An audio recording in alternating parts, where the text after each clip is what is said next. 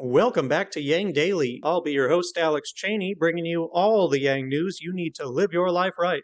We've got a good mix today, including Biden's acceptance speech, some democracy reform progress, good news on the pandemic, and reasons for optimism around the Humanity Forward movement. Just as a reminder, you're on your own for Saturday news. I know it's weird since I just got back, but it's my night to do grocery runs and make dinner. We've seen what happens before when I try not to skip a day when I really need to skip a day. Better to skip one than be 3 days behind again and end up having to skip anyway, right? I also haven't forgotten about updating on what I was up to over the last week, but I'm going to push that to Sunday because I'm hoping to have more to report by then. Now, enough yapping, let's get down to business. FairVote has put together a template letter that you can send to your representatives telling them to co-sponsor the Voter Choice Act, which provides $40 million in federal grants to cover up to 50% of the cost of state and local governments transitioning to ranked choice voting, for those that choose to do so.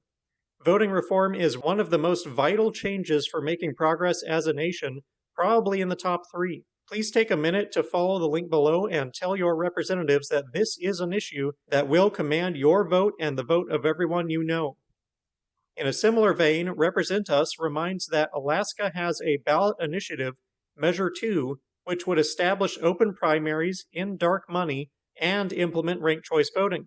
If you live in Alaska, please make sure to look into Measure 2, vote for it, and promote it to everyone you know.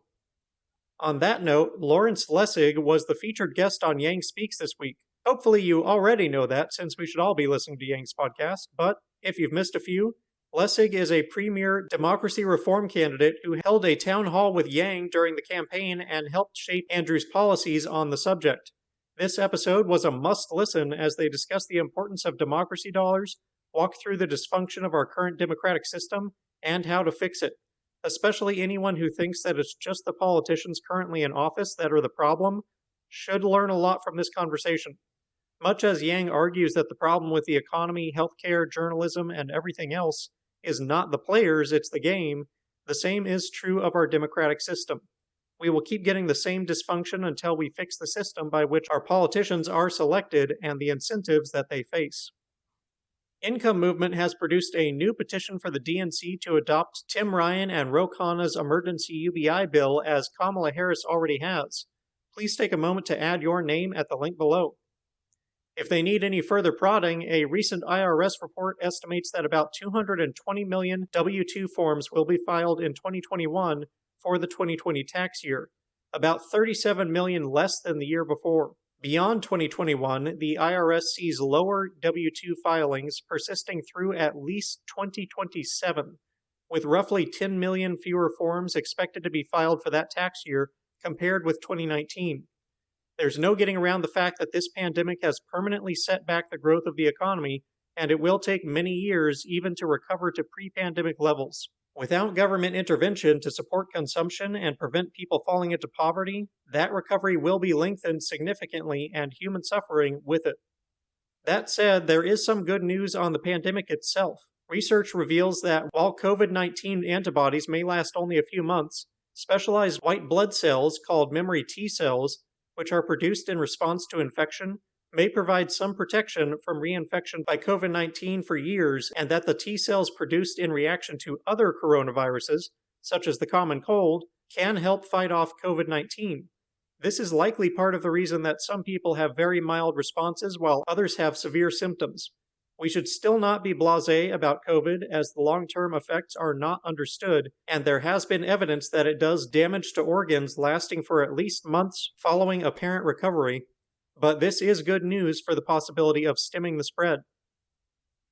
Karen Patrick is starting a podcast about how UBI would impact at-home caregivers, what the work is like, how they get by, and how it's a giant unrecognized externality for the economy. She'll be starting regular episodes in September, but the first episode is available now at the link below.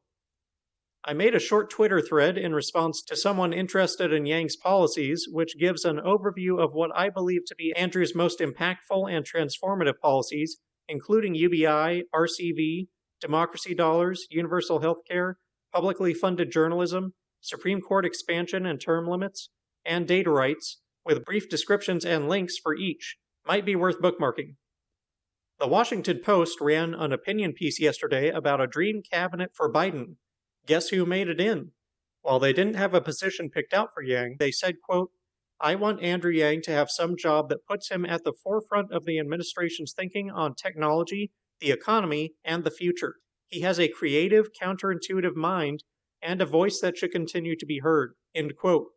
I could not agree more, and it's really great to see institutions like the Washington Post expressing this. Zach Beauchamp wrote an article on Yang providing the best political analysis of the convention in saying, quote, "The magic of Joe Biden is that everything he does becomes the new normal," end quote. It's a line worth considering the implications of. Biden is seen as the moderate, but he actually has a very progressive policy platform, something that many self-proclaimed progressives continue to overlook in their puritanical attitude of all or nothing. Progress is progress. We all had our favorites, and Joe likely wasn't it, but he's the one the majority could get behind, so he's what we've got. The primary is over, and it's time to make a choice between Trump or Biden, and that should be an easy one for any patriot or progressive. As Waleed Shahid, communications director for Justice Dems, told Vox, Biden's policy slate is, quote, "the most progressive policy of any Democratic nominee in modern history of the party," end quote.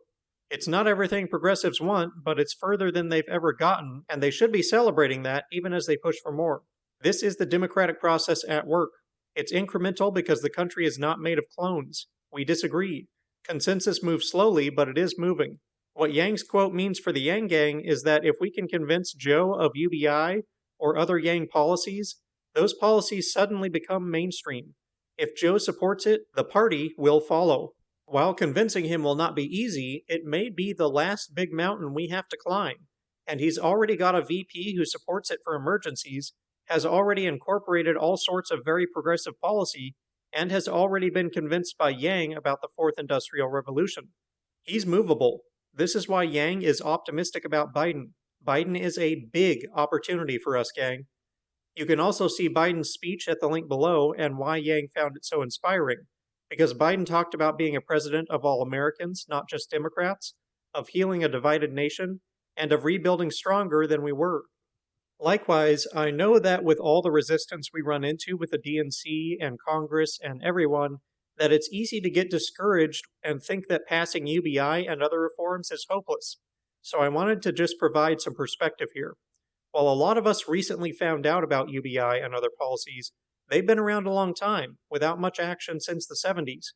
For decades, UBI has been stuck in a rut, polling at under 30% favorability. No politician would touch it.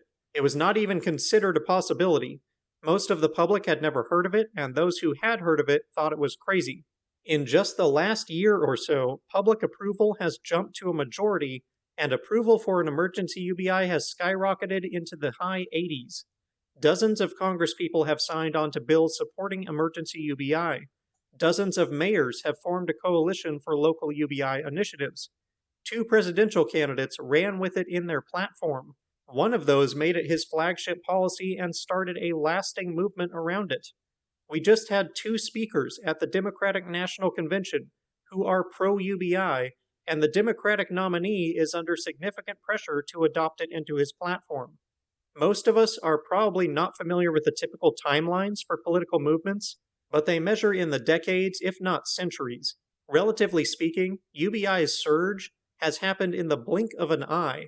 I know we want it now. I know we're frustrated that it's taking too long. I am too, and it's always good to have high expectations and keep reaching for more progress. But do not let those expectations discourage you. We are making progress. We are making unprecedentedly fast progress, in fact. We should be proud of that. We should be encouraged by that. And we should keep pushing until we reach the goal. And that'll do it for today's Yang Daily. Send your FairVote template letter for ranked choice voting. If you're in Alaska, advocate for Measure 2. Check out the YangSpeaks with Lessig. Sign the petition for the DNC to adopt EUBI. Bookmark the policy thread. Help recruit other organizations to the cause and get everyone to sign the UBI petitions. Flood Congress and Trump with calls, tweets, and letters using the ResistBot or Income Movement easy contacts below. If you need financial help, consult Humanity Forward, the Income Movement Aid Database, United Way, or the H3 podcast thread. And don't forget to Yang Daily.